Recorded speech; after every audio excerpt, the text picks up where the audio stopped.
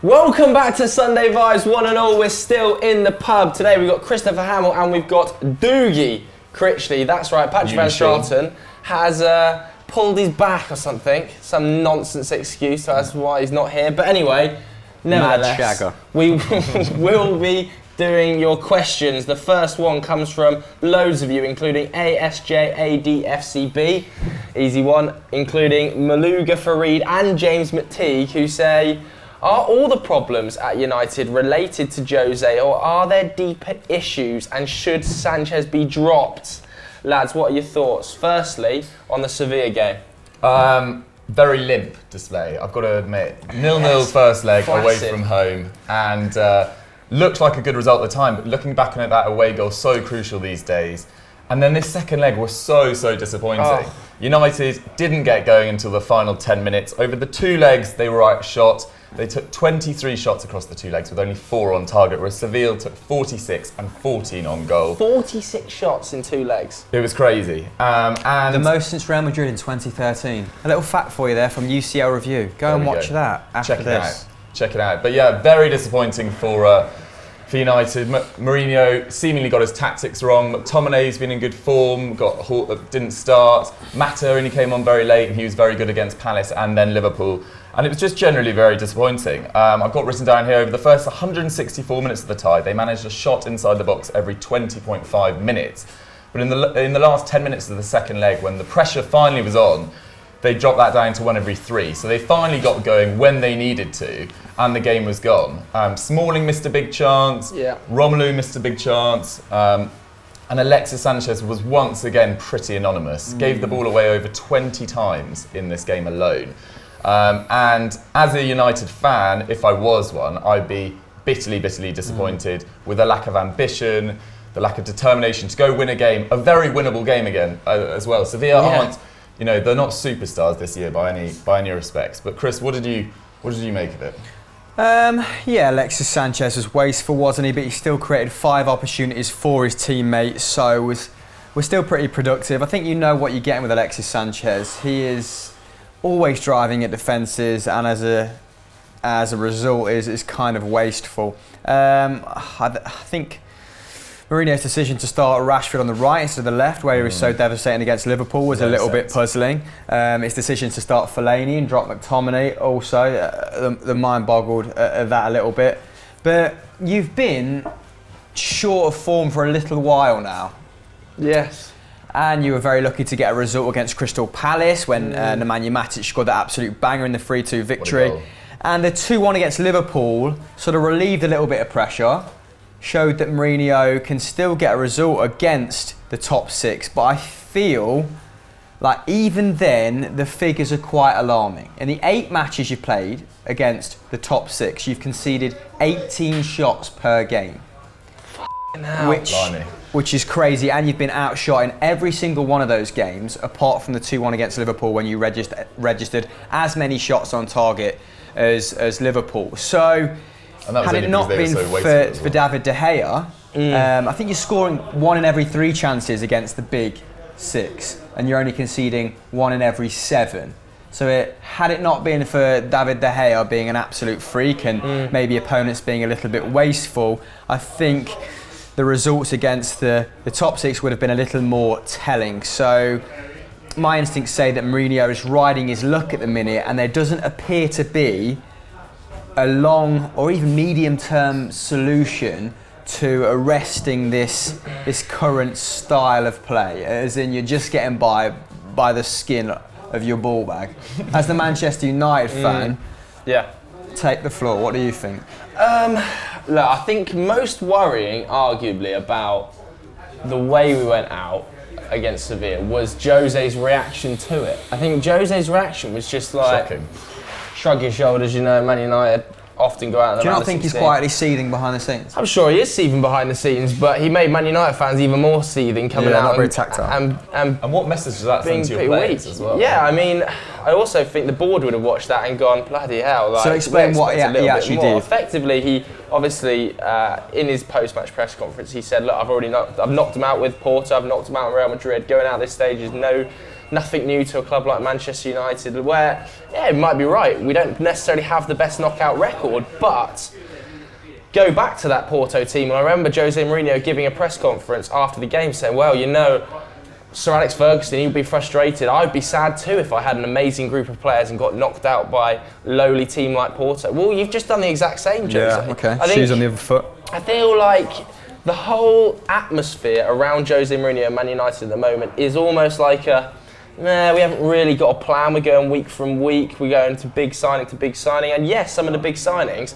I would say, have been good. If you look at the signing of Paul Pogba, that's a positive signing. Eric Bailly, positive signing. Romelu Lukaku, I thought he was the shining light against Sevilla. Well. 5 dribbles, 5 shots, really, creating chances for himself. He's been fantastic. He's had a really good month since December, actually. But really well, yeah. When you actually look at the long-term structural planning of that team, I don't see where it is.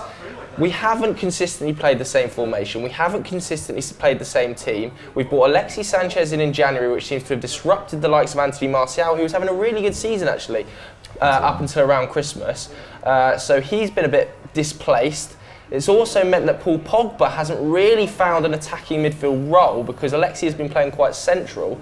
So I don't really understand the long-term planning. There's also a little bit of a problem, I feel like. Now we're starting to see, 2 years into the job, Jose's philosophy and how it really doesn't fit with Manchester United's. I think when he first came, he had the big boost of being a Galactico, massive name of a manager, huge sort of atmosphere came with him. But now the results are waning a little bit. Now United fans are just thinking, you know what, is it worth having such a big name if he doesn't adhere to our history and our principles on the pitch? Yes, he is bringing academy players through, which is fantastic. Tomine, and he gave more minutes to Lingard, Rashford. Academy prospects last season than any other manager. And I think Rashford's made more appearances for him than anyone else. Yeah, I think that's fantastic. But it's the way he's using those academy players. So do you think, just to play devil's advocate, if Manchester City weren't caning it this season, you were still in the title race, still in the FA Cup, okay, you'd been knocked out of the Champions League, but given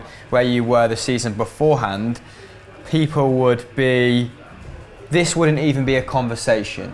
I think it would still be a conversation amongst Manchester United Is it a little bit like, fans. look what we don't have, looking across the city towards Manchester City? I actually don't think so. I think that we can see clear progression from Manchester United. When Jose Mourinho first took over, we're struggling to get into the Champions League. We're now going to get into the Champions League fairly comfortably this season, probably finish second or third with a reasonable points tally. We haven't conceded many goals. We've scored quite a lot of goals, people forget. We're up there with the likes of Tottenham But like I was saying, you Hotspur. probably should have conceded more goals, as in Mourinho famed for creating an almost impenetrable defence before, but you've been really porous this season. Pretty much been one man. I definitely agree. And my bigger problem is there isn't a plan for next season. Like, I don't see where our progression planning has been. We've not locked down a formation where, if I was to look at it next season, I'd go, you know what, that's going to be our formation, and give us 4 months with those players in those positions, we're going to be very strong. I remember when Jose Mourinho first arrived at Chelsea in his second spell, I reckon he must have played the same 11 every single week, effectively.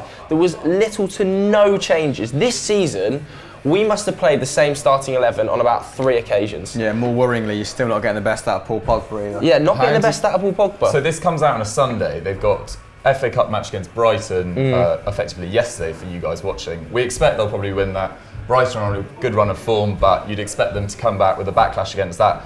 But even, say they don't win the FA Cup game, do you think that's Jose out at the end of the year? Or do you think he's got another... Having just signed a new contract? Yeah, I think Jose is going to be here next season because he's signed that new contract. If he goes out of the quarterfinals of the FA Cup with a limp performance, he's going to be in big trouble. I think the reaction from Manchester United fans will be explosive if we go out the FA Cup, the quarterfinals, to a Brighton team that is mediocre. And there's your clickbait title. Is Jose Mourinho 1 game away from being sacked? There we are. might be used. But I just feel like the reaction, it's just bubbling. I had the same feeling about Louis van Gaal, even despite the fact he won that FA Cup. There was a feeling amongst the players and the fans, I think, that he wasn't the right fit for the club, and I almost feel like that feeling is starting to return with Mourinho. There's been people behind the scenes, very well respected people like Bobby Charlton, who've always said they don't see Jose Mourinho as a Manchester United manager. I'm not sure how much clout he carries now, but who is a Manchester United manager that is currently available? Well, that's my big. Thomas Tuchel. I would keep Jose. I don't see what difference it makes sacking Jose. I actually think that he's the best option in the market right now for Manchester United. You look at Diego Simeone, who we could potentially attract. Obviously, Galactico, fantastic manager, but another example of a manager who doesn't fit the way Manchester United fans want to play football. So then you look at Thomas Tuchel. Thomas Tuchel, I think, is going to go to Bayern Munich. I think we're pretty much in agreement that's a done. Yeah, I mean that'd be a very brave decision for Manchester United to pick Thomas Tuchel. Massively brave decision. So, and then you're looking at what? Maybe a Max Allegri? But then still not the United way, whatever that is. Carlo Ancelotti? But Italian managers are more pragmatic, as in they don't have this like one school of thought like Pep Guardiola is, and they tend to be like your Ancelotti's, your Allegri's, bend and flex to the players they have. So Allegri might be a better option. If you could get Allegri, I think he's one of the most underrated managers in Europe. Pogba also had his best season at Juventus under Allegri in his final year. So he'd know Pogba well, which seems like essential to United's future in the next couple of years. He's getting the best out of Pogba. So that is so essential. I know Scott McTominay's having a good 3 months, but come on, he's not turning into Pogba anytime soon. He's not of the level of Paul Pogba. He's not of the level of Pogba. But I would keep Jose for now. Don't think it's the right time to sack him, but he needs. I'd be inclined to agree, but he needs to change his own philosophy. He needs to change his own philosophy. What's this, by the way? Little Sunderland badge. Vile. Little Sunderland number. Vile. Training top 2008. Get there. I respect Vintage. that. I respect that. So that's pretty much the end of that section. What do you think about Jose? Is he at fault? Are the players at fault? Is the board at fault? Actually, we should definitely get a sporting director in as well. So didn't mention that, but we need one. Just before we move on, me and Hamill took on Adidas's cold-blooded challenge. We've got some amazing prizes to give away. Real deal. But first, roll that VT. Here we are, FD on FC Goer's training ground, about to take on Adidas's cold-blooded challenge. Ironic, yes, given that it's freaking boiling. We've been given some plush new boots to take this challenge on with. It's me against Ginge. Basically, I've got to put him off hitting the crossbar. Best of 3 attempts. He's going to hit it square in my mush. Nailed on. Here we are then. We've coined this cam Banter Cam. Couldn't come up with a better name. Joe's about to take his first attempt. Come on then, Ginge. Look at you. You slimy, freckled dog. Ugh. I mean, it's gone in. Nowhere near the crossbar. Mate, I think the vein on the side of your head has got sunburn. Come on then, you little mutant. Oh. Right, he's got 0. It's my turn. We're getting thrown off. Let's do this. Rocky ASAP. Why has he rolled that trouser leg up? Turn that trouser leg down. Who do you think you are? Alexis Sanchez. Put it down. Embarrassing. Dead efforts from Hamill. Come on then, Hamill. Pretty boy. You're pathetic, mate. It's a chance. Oh! Very hot here. I'll be honest, I'm absolutely shattered. I've already run out of insults. Last chance then, Hamill. One for that fringe you went for a day. One for the fringe. No chance. That one did put him off. Didn't get off the ground, did it? Sudden death. Let's just go backwards. Cheeky monkey. Oh! It's gone drastically wide. He was admiring the buns there. 0-0. Chris Hamill stepping up to take it. Come on then, Hamill. One for Patrick Van Straten's wedding, because I still haven't forgotten that. Go on, this one's for the best man speech. And I think that'll probably do. You lose. So me and Chris Hamill both failed to hit the crossbar. Absolutely pathetic. If you think you're more cold-blooded than us, then send us your video on Twitter. You couldn't even hit me with that ball. Pathetic. Let's go. Yes, we were terrible, but I'll tell you what's not terrible. The prizes we're giving away. 3 pairs of boots from the cold-blooded pack, baby, of your choice on my Insta, Joe's Insta and Pat's Insta, because Doug doesn't have Instagram. Maverick. Luddite. In order to enter, you need to be following ProDirect on YouTube. There's going to be a link in the description below, and you need to send us your most cold-blooded moment. When was a moment where you showed sang-froid What the hell does that mean? Word of the French, day. there we go. Bit of steel, bit of determination under pressure. Let us know again in the comments below. Funniest story wins the boots, basically. So, have at it. Our next question comes from Caleb Eden on Twitter. If you want to be involved next week, send your questions to us on Twitter or comment below with hashtag Sunday Vibes. Caleb says, which player is the most wasted at their current club? Hamdog, kicking us off? Yeah, go on then. And just to be on topic, as Arsenal play AC Milan tonight, we film this on a Thursday, you know this by now. I'm going to pick someone from AC Milan, I think potentially Andre Silva. So going back to the summer when Montella was still in charge, we heaped a lot of praise on AC Milan for conducting what we thought at the time to be savvy business. But they've brought in a bunch of players who haven't necessarily played as many games as we thought they would have, or haven't performed to the level we thought they would have. So I'm going to talk about AC Milan a little bit, and Andre Silva is sort of at the epicentre of that. I think he's yet to score in the league. Obviously beforehand, killing it for Porto, killing it for Portugal. People were talking about him as the long-term heir for Ronaldo. Portugal don't traditionally produce a lot of number 9s. Here comes this guy, this young, fast, dynamic forward. He took to the national setup like a duck to water, and he's drowned. He's seen out this season, basically. And I think the problem lies in the managerial shift. So basically, the start of the season and the season beforehand, Montella was playing a 4-3-3 at AC Milan. It was working okay, but when he brought in all these new players, when they went on that €200 million spending spree, he reverted to a 3-5-2 to accommodate players like Andre Silva, like Rodriguez at wing back, Lucas Biglia, who he bought as well. But when Gattuso came back in, who'd been coaching with the Primavera, which is AC Milan's youth setup, got rid of that, saw it wasn't working, and started to play that 4-3-3 again, but in a slightly different way. Basically, he's playing, I think it's Bonaventura, Kessié and Lucas Biglia in midfield, Barini and Suso up front, and Kalinic as the point man. And that means Andre Silva has dropped out, basically, and I think he's probably ripe for the picking at some point this summer. Yeah, and hopefully someone can get the best out of him. But Kessié, who's had an up and down season, started badly, didn't it? Started to perform under Gattuso, and I feel like we should mention him because we touted him for a big season. Great season at and Bonaventura, since Gattuso took over, have been responsible for 75% of AC Milan's goals. Wow. That worries me though. I feel like that worries me. Does that say more about their forwards? Yeah. Well, they are playing Barini, aren't they, and Suso, and they've got this thing Barini, where, how are you there?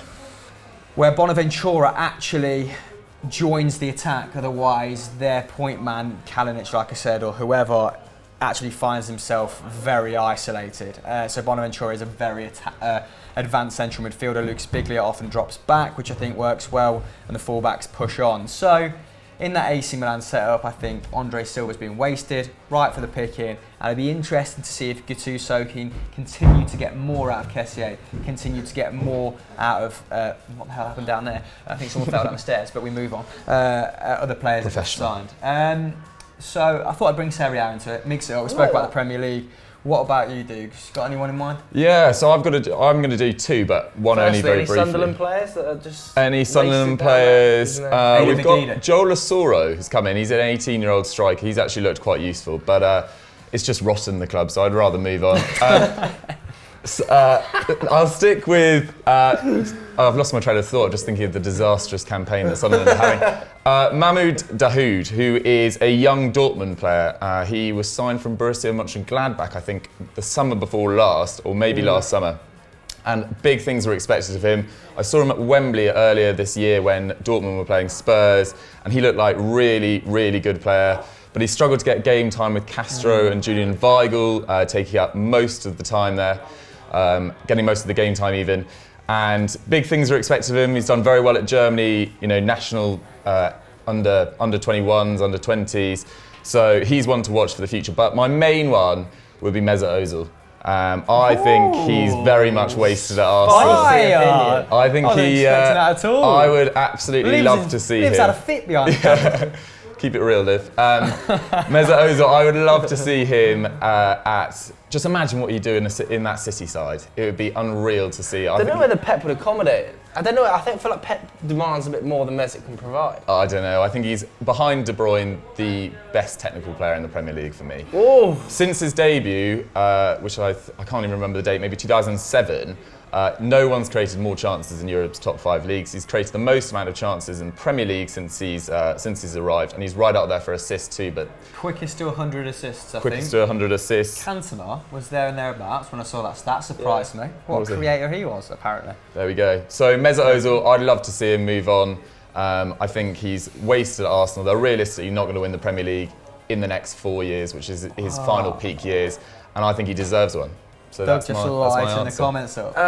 Quality work. I feel like I'm going to twist this question on its head just a little bit though, and bear with me here, but I think Neymar is being wasted at his current club.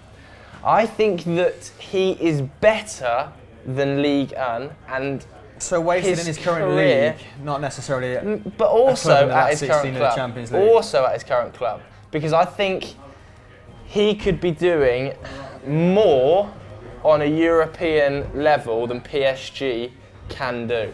I think he should be a player who's applying himself in Champions League finals. We're talking about a player that's arguably top 3 in the world, and I don't see PSG as a top 3 club. I don't even know whether at the moment they're a top 5 club. Yeah, with Manchester City's researchers. Maybe it's a little bit harsh, but definitely wasted in his league. PSG, you might be right, it might be a little bit harsh, but it's part very... of the reason he left was to be the star man at a club, right? And, and but to step out of Messi's I shadow. kind of feel like he didn't realise how easy that league was going to be. If he wants to be the star man at a club, he was never going to be the star man at Barca, never going to be the star man at Real Madrid. Bayern, more team orientated, City more team orientated. So. But I just feel like he must be realising now that this league is not going to progress his career. Scoring twice and getting 2 assists per game. This is what I said when he moved. And it's now at the stage where I think he's actually getting frustrated at how much of a waste that league is. I think he's going to struggle for motivation. Yeah, they're talking about a move to Real Madrid, but I was reading this week it was 400 million. Love it. And they'd have to get rid of Bale, Benzema, Isco and Kovacic to fund it. Make it happen. But I don't see that happening at all, even if they don't win the Champions League next year. I think he's still very much in his prime. I think next year, if they don't win the Champions League, there might be even more talk. But I think he's at the place he needs to be. If he wins the Champions League with PSG, that's a better achievement than being part of a better team at Real Madrid. He's more likely to get those individual accolades and just blow teams away in the way that he's been doing so far in the league. I think he's got 28 in 30 games this year, which is ridiculous.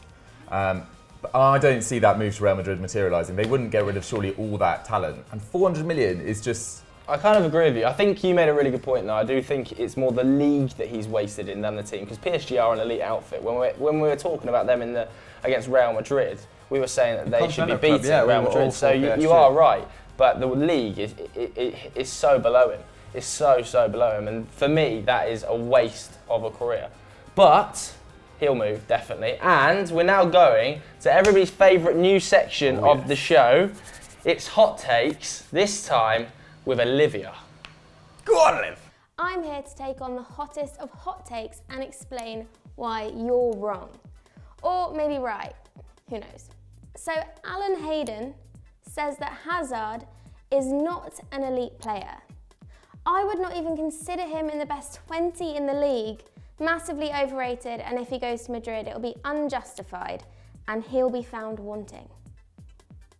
You're insane. Why do all of you hate Hazard? What's that about? Not in the best 20 in the league. That is mental. He literally glides across a football pitch better with a ball at his feet than I can walk. And everyone always looks back at the 2015 season and, gets his 4 goals and 3 assists up as though that makes him a terrible player. He'd literally chosen to stop playing because he was on a crusade to make Mourinho go. You can't judge him on that. He's a great player. You're wrong if you don't think he is. So up next we have a topic that is close to my heart. And Draken Plays says that selling Oxlade-Chamberlain to a big rival is one of the biggest mistakes Arsenal has made since signing Welbeck. I think that's really harsh on Welbeck. But obviously, selling Oxlade-Chamberlain hasn't been Arsenal's biggest mistake. I mean, you're forgetting about that move to the Emirates and Van Persie to United. Come on, we've made loads of mistakes. But I do agree with you that it is very bad business, because why do Arsenal insist on selling to their rivals? Fair enough, Sanchez had to go. He didn't have to go to United. He could have gone to City. They weren't competition for the top 4 anymore, were they? Already won the league. So why were they selling him to United? Why? Why do they always do it? Why Oxlade-Chamberlain to Liverpool for 35 million? That's not even a lot of money. And Giroud to Chelsea? Why? Yeah, okay, I guess you needed to sell Giroud to get Aubameyang. But remember what Chelsea did when Arsenal wanted Demba Ba? We should have done that. We should have been like, yeah, we'll sell him, and then not, and been mean. And this is so sad. Right, so the next one is the most outrageous yet, and I've actually got it loads. So I've picked 2. Okay, clearly he is not, who says, Guardiola would be nothing without already amazing talents. Messi, KDB and Silva, and a ton of money. And then he's backed up by Colin Remo, who says Pep is a fraud. And this is just madness. Yeah, okay, he's spent a lot of money, but so have United, PSG and Madrid, and none of them are doing as well as City. Guardiola has won La Liga 3 times, the Bundesliga 3 times, and will probably win the Premier League 3 times. He's the youngest coach ever to win a Champions League. If you think he's a bad coach, then explain Raheem Sterling to me. I find these tweets insulting to not only me and Pep, but football as a whole. Main man Uber says that Coquelin 2014-17 is better than prime Patrick Vieira. Current Vieira is better than Coquelin, and he's 41. You're a disgrace that you've put them in the same sentence. And our last one is Matthew Allman, who tweeted me saying that Jack Wilshere is massively overrated. He is just a mediocre central midfielder. And I have to say, I totally disagree. Without injury, and I'm backing up Dave Jackson here, Jack Wilshere is Arsenal and England's best midfielder and should be captain. He just always wants to win. He's passionate and aggressive, which is just what Arsenal need. When he's in that, further back position as a deep line playmaker, he can be so effective. I say give him a new contract and throw in the captaincy. And my view is probably more controversial than yours, so I have a hotter take. So thank you for sending in your controversial opinions. Keep them coming, and next week someone else will argue against your hottest takes. So there we have it, that's the end of Sunday Vibes this week. Just the 2 questions, because we also had 2 VTs. Make sure you enter the competition to win the cold-blooded boots. All of the details are in the description below. VT, videotape, by the way. Yeah. What's going on EFD? Stat Wars came out yesterday. I'm trying to think which episode it is. It's me against Zach. Oh, Gammon Head. AKA the Gammon Head. Come on, Dukes, what have you got coming up? There'll be a top 10 coming out today as well on EFD. So why don't you go check out that, and then go over to 90+1. It's Sergio Aguero this week. Ooh. Kieran just keeps on making them spicier and spicier. So get on over to that. More good stuff to come. 90+1 also releasing a new show. Yes, they are coming soon. Comments related. So thanks for watching. Bye. Messy end that, lads. But get on with it. Right.